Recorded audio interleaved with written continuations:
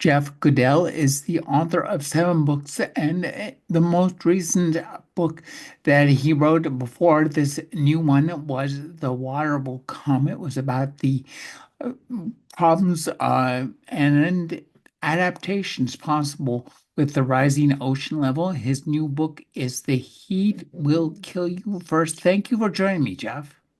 Thanks for having me. I'm happy to be here. You write near the end of this book. The strange thing is, my own awareness of the scope and scale of the climate crisis has made my life more vivid and paradoxically more meaningful. I think this is the key to the import of reading your books because it'd be very easy to turn these into kind of nonfiction pot boilers about doom and gloom. And you avoid that through wonderful storytelling to talk about researching this book on heat after having researched a book on the ocean level rise. It must have been a challenge for you. Yeah, it was a challenge, and every time you finish a book as a writer, you think, okay, what's next? And, some people, a friend of mine who's a writer also, who's a woman, compared it to childbirth. Like, I'm never going through that again, ever, ever, ever. And then, time passes and you forget the pain and suffering and you think, oh, maybe I'll have another one. Um, and so, yeah, it was, the it's a big commitment to do a book, and so it's always hard to kind of decide you're going in this direction. And for me, it was kind of clear.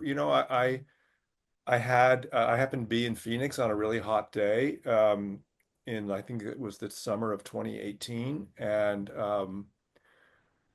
I was going to a meeting and I was late for my meeting and my Uber was late. And so I decided I would like run 20 blocks downtown in Phoenix on a 115-degree day.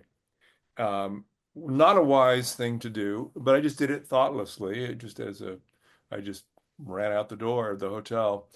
And within 10 blocks or so, my heart was pounding. I was feeling dizzy, and I'm in decent shape. And I realized, wow, heat is dangerous. If I were out doing this much longer, I could be in real trouble. And it really was a kind of profound realization to me because, at that time I've been writing about climate change for, 20 years, and it had never occurred to me that, you know, a hotter planet could actually kill me in real time. That it was actually dangerous to me.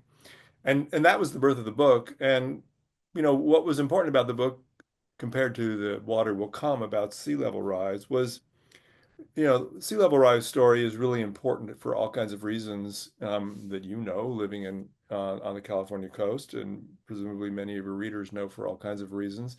But it's not about human life, really. It's about how we live and where we live. But no one stands on the beach in Santa Cruz and drowns because a glacier melted, right? I mean, it doesn't happen in real time. It's this slow motion, long-term thing that has enormous consequences.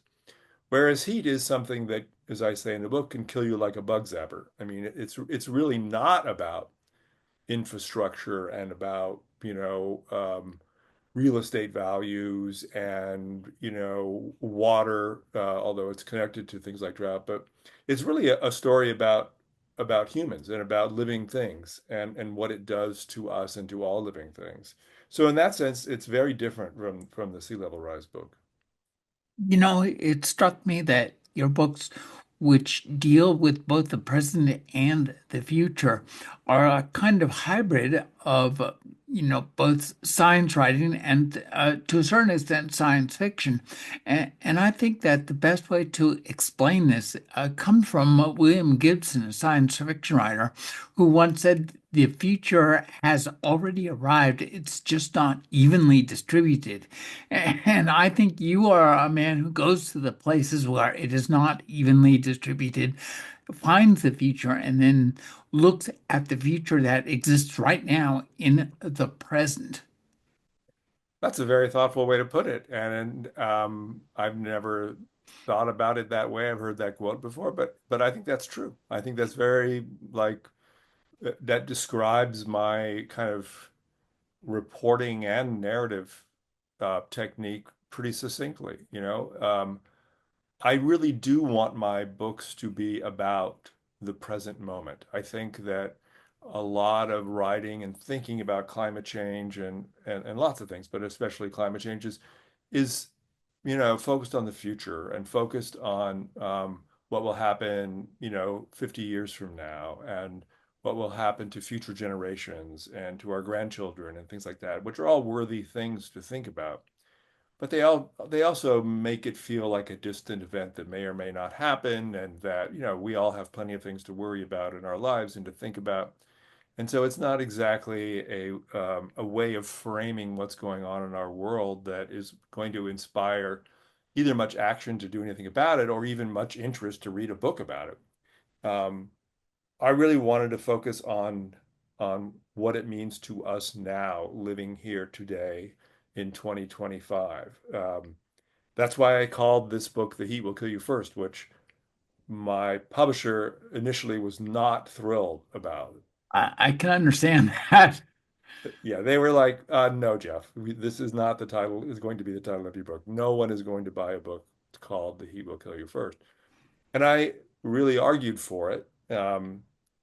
Because it really does embody this sort of direct connection to you right now that I really was at the sort of center of my thinking about the book. And, I mean, obviously you and your listeners can judge for yourselves whether you think it's a good title, but I have heard from a lot of people that, it's quite, We lost your audio. Hang on here. Um, can you check and see your mute button? no, I'm good here. Oh, now you're back. Yeah, oh, my interconnect connection is unstable. Great. Well, I don't remember where I was when I dropped off, but I was saying that you and listeners can judge if it's a good title of the book or not. But I do think it's memorable, and I do think it does suggest what the sort of book is about and bring the story that I'm trying to tell into the here and now. One of the things I think you do really well in this book is to give us characters and story narratives within the larger story. And for me, this connection of people's actual stories in the here and now is what really makes this book wonderful. Talk about finding these characters and boiling them down. I can imagine this might be an 800-page book with the number of people that you've talked to in the past. Yeah. Well, that's partly my bias as a writer and what I'm personally interested in. I do not have a PhD in physics. I when I was a young writer, I wanted to be a novelist. And so I am drawn to narrative and drawn to stories. That's how I make sense of the world. Um, I've become very educated in science and climate science because I've been reporting about this for 25 years. But my natural inclination is not to go find a really cool graph and reproduce it for you. My inclination is to go find a really interesting person, who is, embodies something about what I want to write about and let them tell the story. Because I do think that storytelling is how we make sense of the world. I mean, that's how we made sense of the world 5,000 years ago when we came back from, hunts and told the stories around the campfire about what happened and out on the hunt. And it's the same thing today. So, I look for people, I have an idea of something that I want to write about, a situation, there's a story, for example, in the Heat Will Kill You First about a agricultural worker in Oregon who dies of extreme heat. during working in the field. And I knew that I wanted to write about agricultural workers because I think that they're really important. They're out on the front lines. They're people that you don't really hear about in person very much. And I spent some time doing some reporting, but then it just so happened in the midst of my reporting, I read a story about this man, named Sebastian Perez, who died in the field in Oregon during the summer when I was reporting this book. And um, I went up there and talked to some of his friends. I talked to his wife. I talked to his bosses. And I really tried to kind of recreate the sort of circumstances of his life and his death and to tell the story of what happened to him in the same way that, a novelist would tell it. And by telling the story, then interweaving the sort of issues of how working outdoors is dangerous and in extreme heat and labor laws that, don't require water and shade breaks and all kinds of things like that, to turn it into almost like a morality tale. The last time we spoke, we were joined by Kim Stanley Robinson, and his book, I think at the time, was The Ministry for the Future. And that book opens with a heat dome settling over a part, unpowered, poor part of India and killing 1 million people. And I couldn't help be but think of the parallels that as the heat dome was reported back in what 2023. I kept thinking about that book and thinking, oh my God, this could be the place where people start to get a clue. And then when I read your book, I was thinking the same thing. I think, well, gosh, this is the kind of reporting that, Stan wrote about essentially. So talk about the influence. Did Stan's book play a part in the way you structured your book? Um, I'm trying to remember because people bring up Stan's book a lot, and it's a really wonderful book, and it's an incredibly vivid chapter. Um, and I had already started my book by the time I read his book. Mhm. So his book did not, influence me to sort of write about that, but it certainly was something that I read while I was re thinking about the book and putting the book together. And it certainly made me think about, it certainly influenced the way I started the book off. I mean, I started the book off with a story of a family on a hike in California, outside of Yosemite, and how they went for a hike early in the morning, youngish couple in their late 30s with a 1.5-year-old child and their dog, and the family ends up being found dead, all of them on this trail, and it took the sheriff's department basically a month and a half to figure out what happened to them before they came to the conclusion that it was extreme heat. So in a certain way, that framing of that story in the opening was my kind of homage, if you will, to Stan in the way that I think that, these stories that are dramatic like that of, sad stories of mortality are very gripping. And, I think that I chose to start with this couple because they were very much a kind of every person kind of people. They were not, we tend to think of people who are vulnerable to climate change as, poor people or brown people on the other side of the planet or whatever. They're not like us for many readers. Um, and I really wanted to tell a story that showed that no, it is like us. It is us. That was a really powerful story. I remember, seeing that as it unfolded in the Chronicle and reading the articles about it. And I thought that you did a wonderful job in telling the story. And I think that's what happens in this book again and again, and that makes it so powerful. Are the stories, and it's interesting. One of the stories you tell towards the end is of a woman photographer. And I think in that chapter, you discuss not only her approach to trying to use art to and writing and journalism to take a picture of heat, which is invisible. But I think that's the challenges that you describe her facing are also the challenges that you yourself faced writing the book.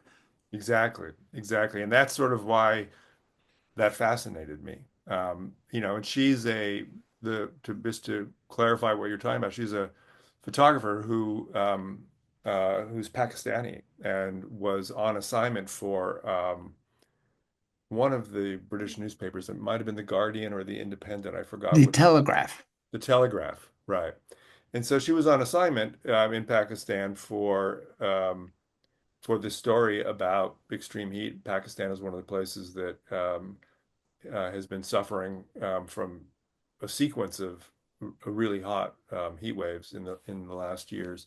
And so the Telegraph was going to do a story, and she had the challenge of like, okay, how do I take a picture of this? And one of the things, so it not only paralleled, my challenge of, I've talked about this book as sort of like trying to write a biography of a ghost.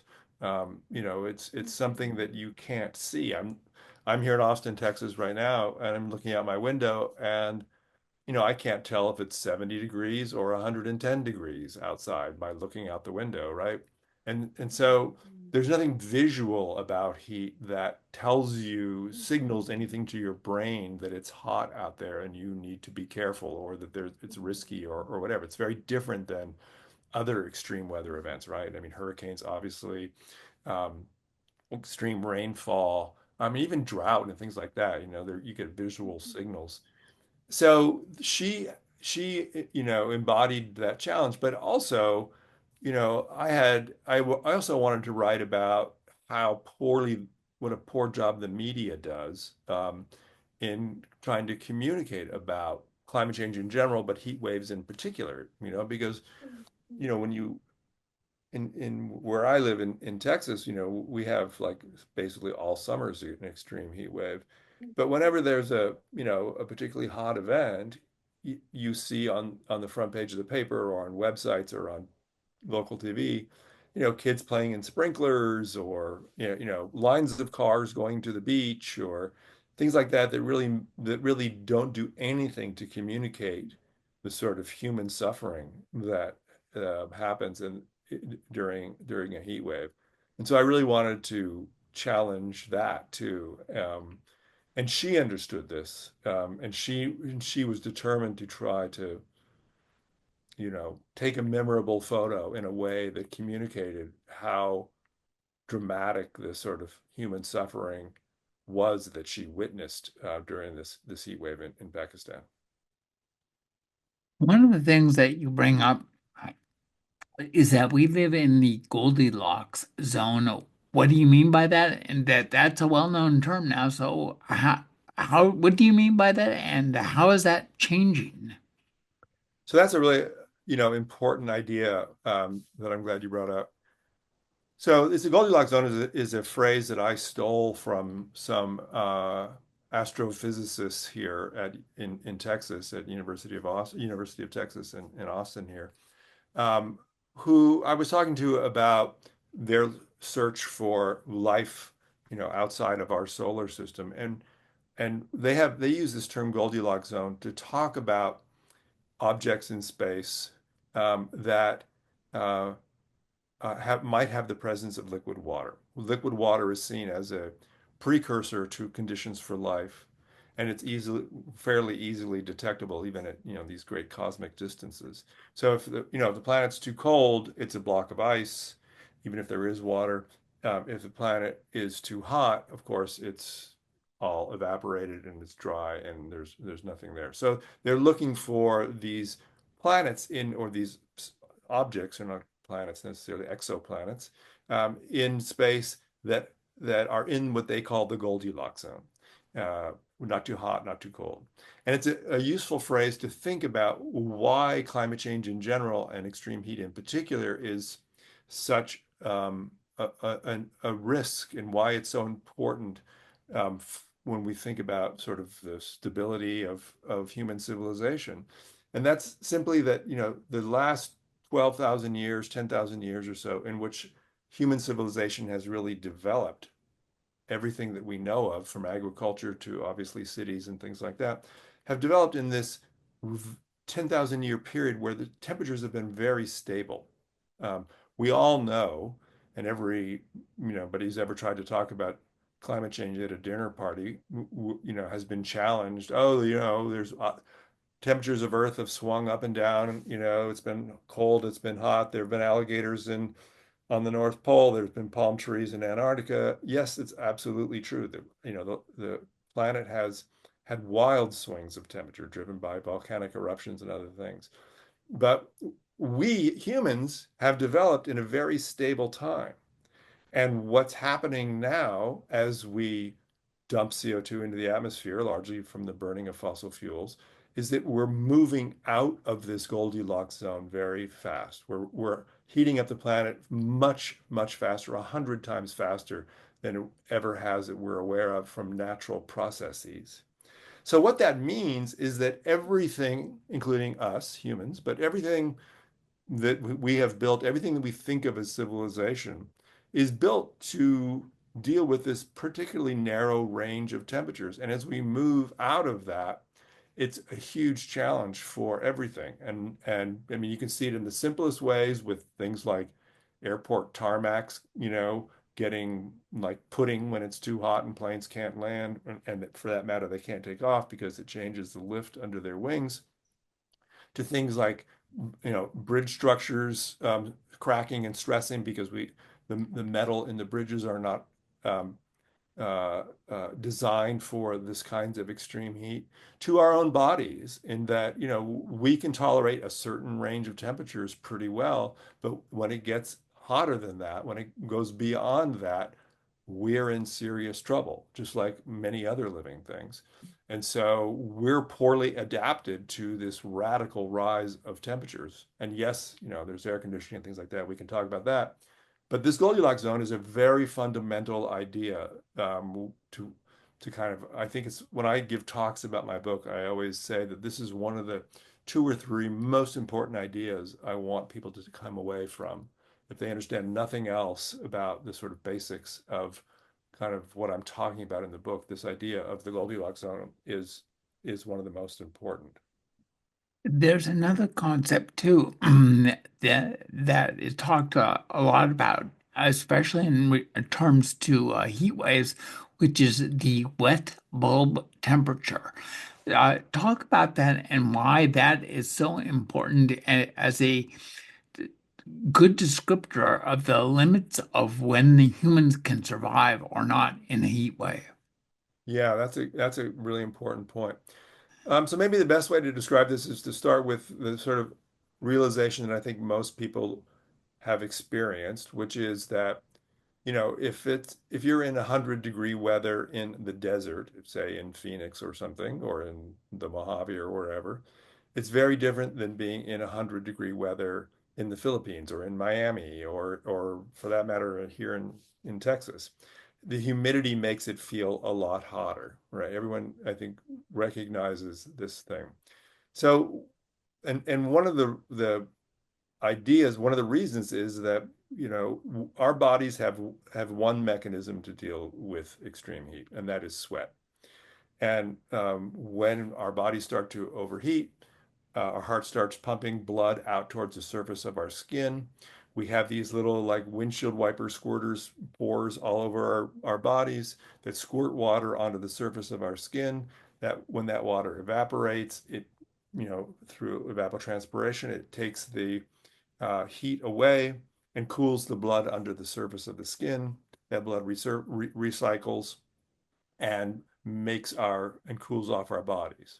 So when it's more humid, though, the sweat doesn't evaporate as well. And when it's very humid, it doesn't evaporate at all. So that our natural cooling mechanism doesn't work.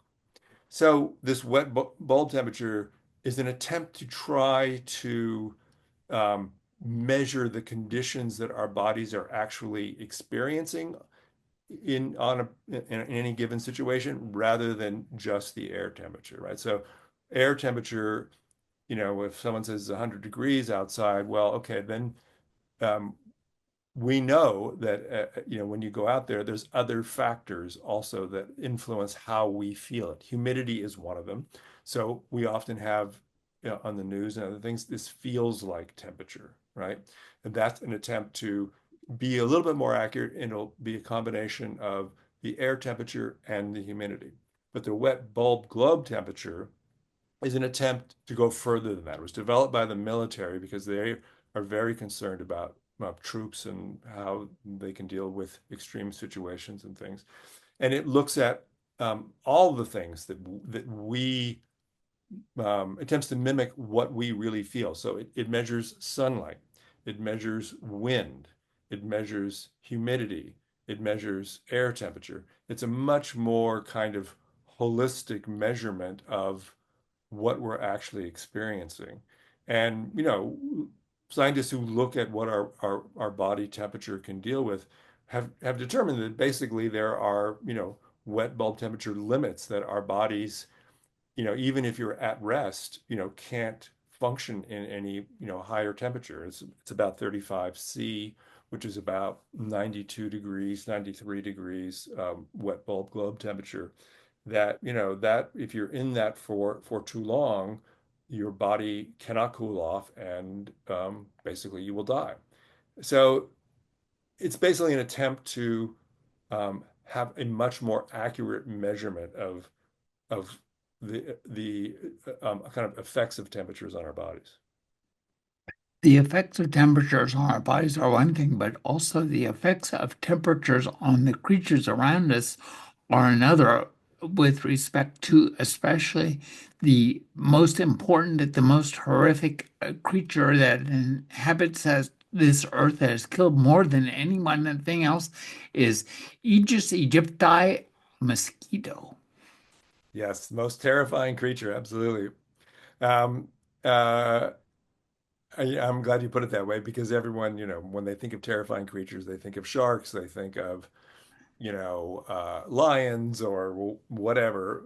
But it's absolutely true that mosquitoes have killed far more people over time than any other animal. And so I talk about mosquitoes a lot in my book because, for a couple of reasons. One is that they are exquisitely kind of well adapted or sensitive to heat, and they move around. They're obviously very mobile. And so their range is incredibly sensitive to changes in heat, to a certain, it can't be, they have their Goldilocks zone too. It can't be too cold, can't be too hot. And as their range moves, that they move with it. And the problem is that mosquitoes carry a lot of things with them that we don't like and that are not good for humans.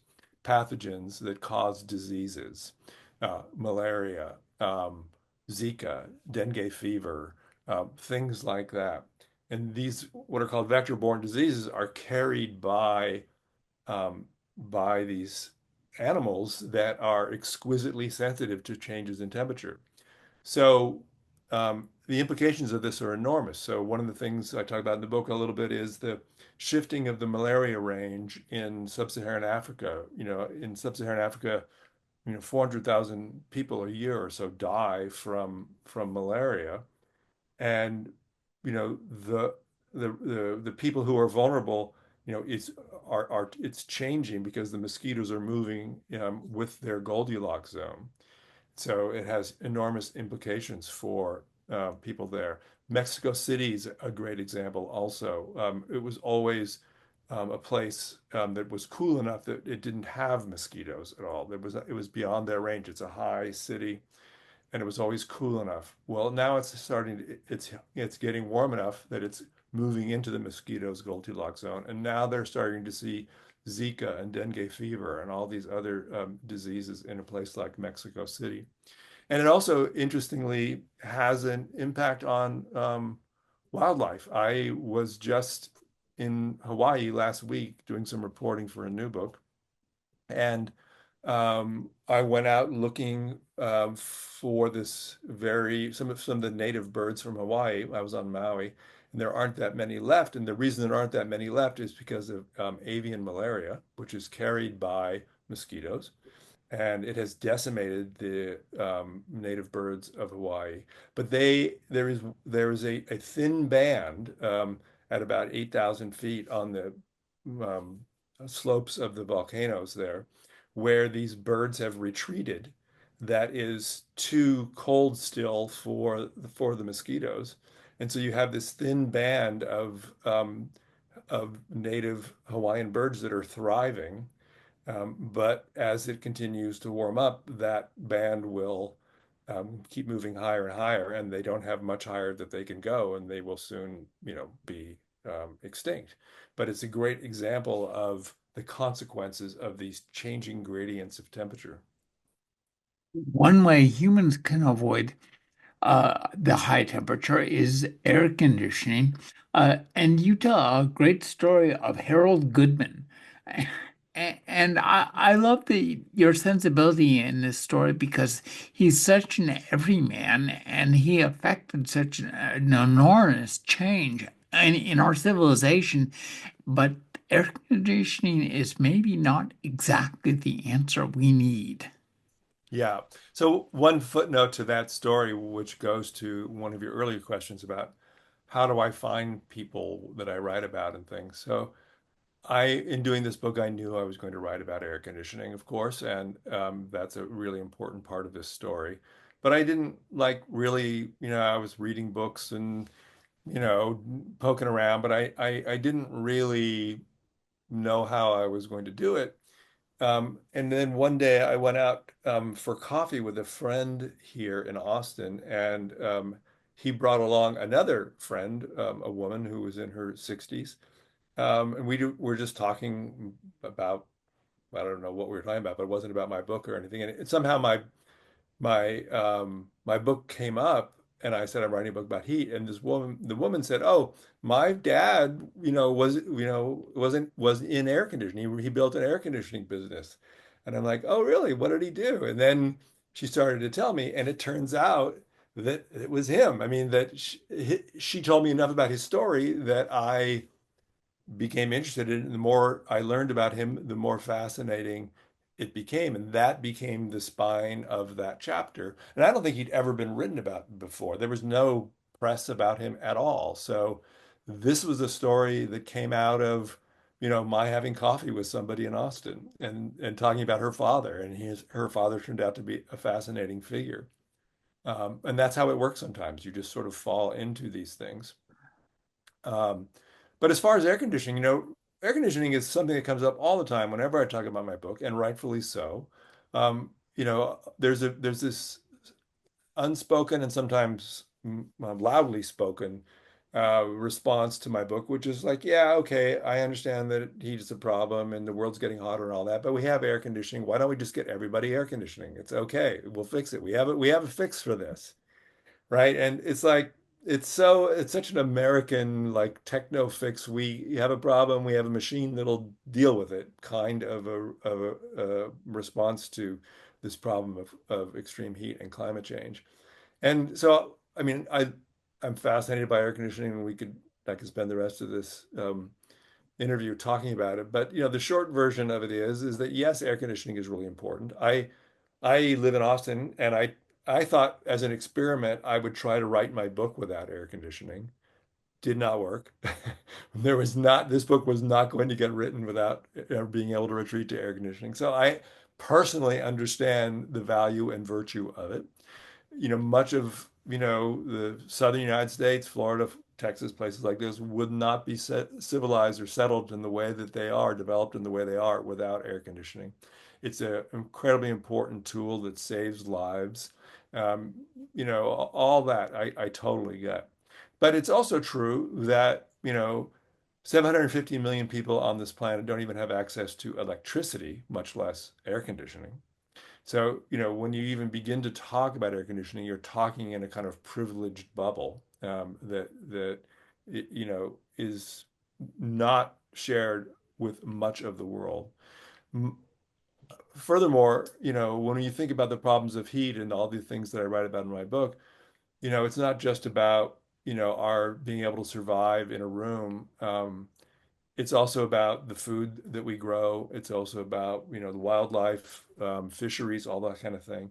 And, we're not going to air condition the fields where our crops grow. We're not going to air condition the oceans. We're not going to air condition the forests. We're not going to air condition the, ice sheets that are melting and all of that. So it's a bubble that, the relatively wealthy and privileged have been able to sort of build for themselves that certainly is helpful, but it's also kind of delusionary in the sense that it keeps us from seeing the real scale of the problem. And just to add to that, of course, air conditioning requires electricity. And so as we add more air conditioning, we're going to add um, more demand for power. And if that power does not come from clean, renewable energy, then we're going to add to emissions. And that just creates this sort of, endless feedback loop that is going to heat the planet up more and more. And then finally, the last thing about it, which fascinates me and I write about in the book, is that, a city like Austin, where I live, or Phoenix, or many other cities in the Southwest or the South, where they're almost 100% air conditioned, the way we live here and the way we build our buildings are very dependent upon it. It drives me nuts when I go to hotels and I can't open the window, right? Because they don't want you to open the window because everything is air conditioned, everything is sealed. And there's certainly some gains of efficiency and things around that. But the problem is that if the air conditioning goes out, those buildings do not work anymore. And I write about it in my book about some studies that have been done by some urban planners and things about what would happen, for example, if in a city like Phoenix, there was a 3-day blackout. We had a 5-day blackout here in Austin in the winter. 3-day blackout is not beyond the pale at all. And it turns out that the consequences would be, enormous. There would be 18,000 people in the emergency room. No, I'm sorry, 18,000 deaths in Phoenix in 3 days as a result of this. There would be like 300,000 people visiting emergency rooms because of overheating and heat-related problems. It's like air conditioning is like a sword of Damocles hanging over these cities that are so dependent upon them. And so, it's the story of air conditioning is a very complex story that involves progress and money and you know, a kind of um, forgetting about how to build buildings and live lives that are not dependent on these mechanical machines. More lifeboats will not stop the Titanic from sinking. Exactly. Exactly. One of the things I really liked about your book what was the way that you interweave stories and tell stories, and I think that in the end, you talk about naming heat waves and the problems around that. Talk about trying to turn this story of a ghost into a story of essentially you're converting a ghost story to a serial killer story. Yeah, I mean, I thought a lot about that, about how to make this thing tangible, right? And so that's one of the reasons why I focused on characters so much, people, because this is ultimately a real human story, much more, as I mentioned, than the Sea Level Rise book. Um, so I knew that I needed to do that. Oddly, one of the things that inspired me in how I thought about this book, because each chapter of the book kind of takes a different um, it has a different subject. They're all about heat in different ways, but one chapter is about kind of stories about what it does to your body, and there's a chapter about air conditioning. There's a chapter about um, uh, a trip I took to the Arctic and implications with heat on ice, and in my case, a polar bear. Um, uh, there's what it does with the spread of disease and things like that. We talked about that with mosquitoes. but each chapter has this different lens of looking at the same thing, and that structure came to me as a result of my one of my favorite poems, um, which is Wallace Stevens' poem, 13 Ways of Looking at a Blackbird.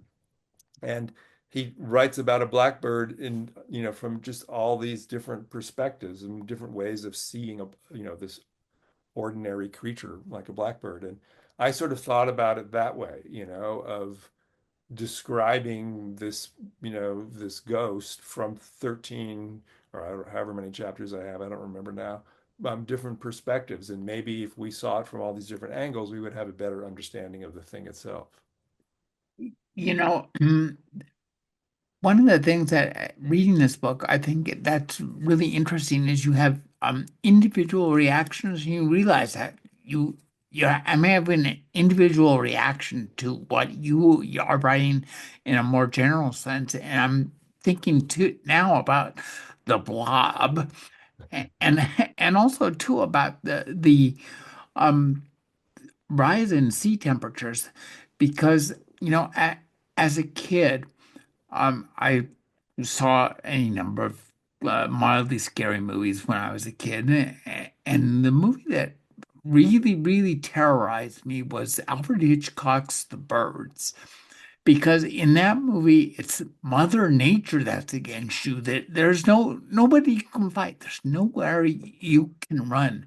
So when I read about the sea temperatures in Florida getting up to 85 degrees and bleaching the corals, I'm just thinking, we are done. Well, yes, first, corals are something very near to my heart. But I want to say something about, it's funny that you bring up Alfred Hitchcock's The Birds because that was the first movie that I remember also being kind of terrified. And I saw it in a drive-in in Mountain View, California, with my parents. And I just remember, and because Hitchcock, spent so much time in the Bay Area and was sort of a, you Lived know, in Scotts Valley. And yeah. actually, The Birds was based on an incident that happened in Rio del Mar, where I live, when the seagulls ate some, a red tide and Oh, really? acted gotten drunk. Yeah. Oh, I didn't know that. I knew he lived in Scotts Valley because I remember when we would drive through there, my parents would say that. But he felt like a local guy Hmm. to me in some way. And he was on the Alfred Hitchcock Hour and all that kind of stuff, which I would see sometimes. Um, and so that made the movie even more terrifying to me. Mm. The fact that it was sort of this person that I didn't know but was familiar to me, made this movie that was so kind of deeply terrifying about the sort of mystery of nature and yeah, that movie's about many things, but it's also about the sort of presumption of sort of human superiority, right? That Mm. you know, there are there's forces and intelligences far beyond what we can kind of grasp. Is one of the things that I took from it when I was a kid. But anyway, so you brought up the ocean, and one of the hard parts about reporting a book like this is, and this goes to a little bit to the thing that you talked about in the very opening of this conversation, which is about how I felt like reporting this book made the world more vivid to me. Um, and the Great Barrier Reef and corals is a great example of that to me. I have been I've done a lot of diving. I've been to a number of reefs, and the Great Barrier Reef. I brought my then 13-year-old daughter to. I write about that a little bit in the book because I wanted her to see it before it's gone. To me, these ancient living structures that are so complex and the incredible, strangeness of the life of corals and make these things some of the most wonderful and mysterious living organisms on the planet to me. And the fact that they're being so devastated by this rising of in sea temperatures, and of all of the living things that we know are at risk from higher temperatures, coral reefs are by far they're goners. I mean, they're just goners. And it will take a very, very long time for them to grow back, tens of thousands of years if and when the sea temperatures, recede. So to me, they're very moving and very much they're one of the things that I wanted to look most closely at, and that I feel like writing this book and thinking about them in this way made me see them more clearly. I when I was at the Barrier Reef with my daughter, I really paid attention. I looked at this in a way that I don't think I would have looked at if I didn't understand. It's like the last time if you have a friend who has a illness, cancer or something, this has happened to me, and that they're not long for the world. And you see them, may or may not be the last time you pay attention to them. You say things to them. You look at them in the eye, and you imprint it in your mind because you know that you may or may not see that person again. And that's how I felt with the Barrier Reef, and with corals in general. And it's a terrible thing, but it's also kind of wonderful and beautiful. And I'm really grateful that my understanding of what's happening in the world gave me the privilege of looking in that way. You took your daughter in our local area here in the diving in the Monterey Bay. Yeah. And it was interesting. Again, that's where the power of this book is that it will, no matter where you live or what you do, whether it's in Pakistan in the midst of, a terrible heat wave, or here in Monterey Bay looking at the world from underneath the ocean at the kelp beds, uh, that you will become personally involved in this book. And that's one of the things that's wonderful. And I have to say that uh, the water will rise had a hopeful tone to it. It would, it said, well, when it comes up, humans are good at adapting, and this is the kind of thing we can adapt to. Less so with the heat. Yeah. I mean, yeah, that's a really good point. And uh, just to geolocate the dive, I did. It was a Monastery Beach in Monterey Bay, where my daughter and I dove. It was so spectacular. It was just unbelievable how wonderful it was. That was one of the great diving experiences of my life. Taking her there in those kelp beds. Um, yeah, so it is very different than, thinking about sea level rise, right? I mean, this is I was more personally involved in this book, partly because it's a book about mortality. I mean, it's a book about life and death, for us, for other creatures. The Sea Level Rise book is not. It's a book about how we live, and it's a book about um, how we are attached to things that we love and don't want to give up. Endless.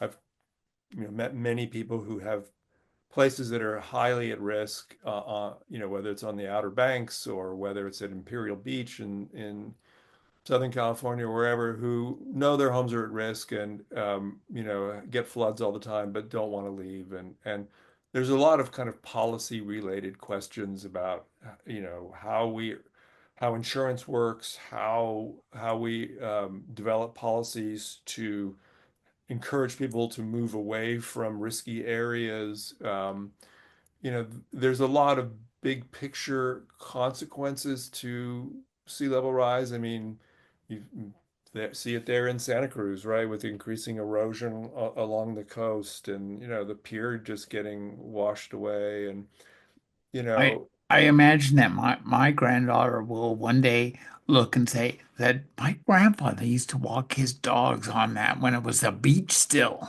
yeah. instead of underwater. And it's So not so that far away. so I think thinking about sea level rise really forces you to think about time and space in a different way, because one of the big ideas in that book is that we as humans have built our world with the assumption, that the water is here and the ground is there and the shore is there, and forever it has been that way and forever it shall be. Whereas they're all just temporary arrangements, right? And Miami Beach, which I write about a lot in the book, has that barrier island that Miami Beach is built on has been there maybe 7,000 years, which is nothing in geologic time, right? And these beaches are moving all the time. And I just saw that again in Hawaii at Waikiki Beach, and there's all this effort at sand replenishment and building, seawalls and all that. But it's like this sort of war against nature kind of thing, and this assumption that we can defeat water, that we can build battlements and elevate buildings and do all these things that will allow us to continue living the way we always have. And of course we can't. And as one character in that book says, never fight a war with water because water always wins. And it's true. But that's a very different story than the story that I'm telling in the Heat book.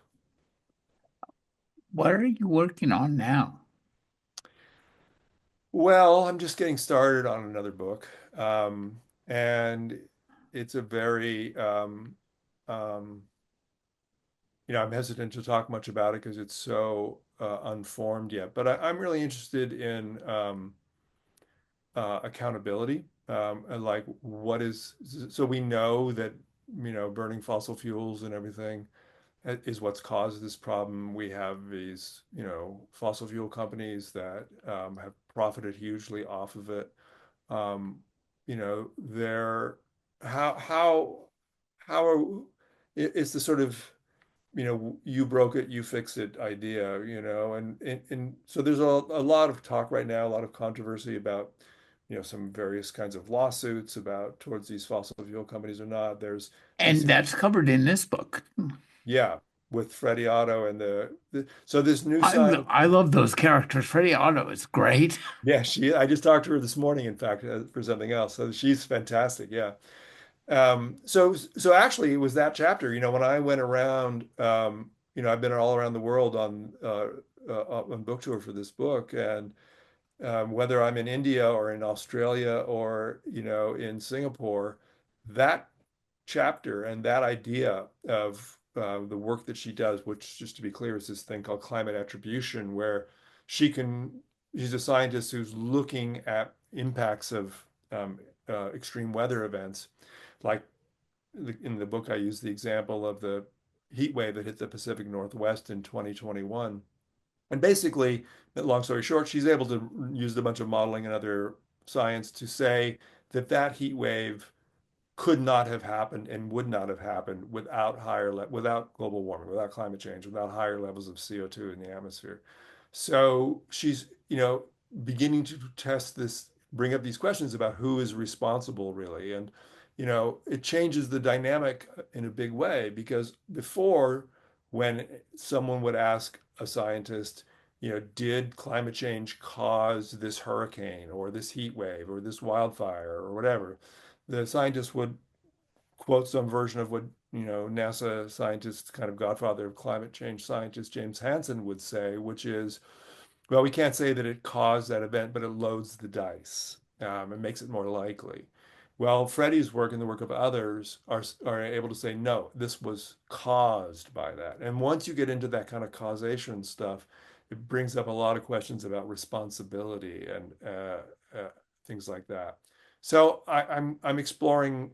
Basically exploring the outgrowth of her work and basically how to maybe expand that chapter into a kind of sequel. The new book by Jeff Goodell is The Heat Will Kill You First. Thank you for joining me, Jeff. This has been a delight. It's always a pleasure to talk to you. Happy to be here.